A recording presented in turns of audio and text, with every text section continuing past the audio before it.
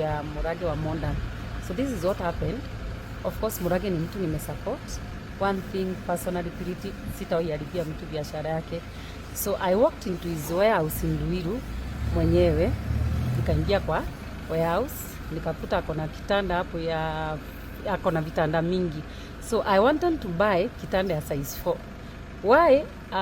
I wanted size 4 kwa sababu maybe haikukua poa, lakini nilitaka kununua kwa sababu pesa zile nilikuwa nazo na kitanda yake zilikuwa zinaingiana. So I asked, hii kitanda mko na vitanda zingine? Wakasema ziko mingi, lakini ziko hizo warehouse zetu zingine. So nikitaka zinaweza patikana, wakaniambia zinaweza patikana. So mimi sikumwambia anitengenezeshe kitanda, alisema ziko.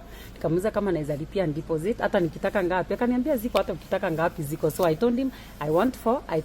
I told him I want 3. I paid 30,000 and akaniambia hata ukitaka I think it was on a Thursday. Akaniambia by Monday zitakuwa hapa.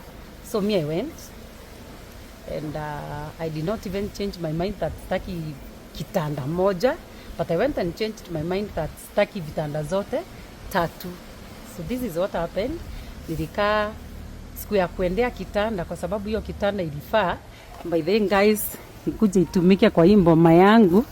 So you can see I have a new house. Hii ndio ile nyumba nilikuwa nanunulia furniture.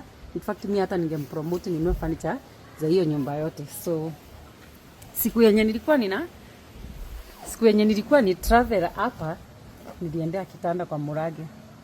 So kuenda nikamwambia mimi nimedesign sitachukua vitanda zote 3, nataka tu kitanda moja.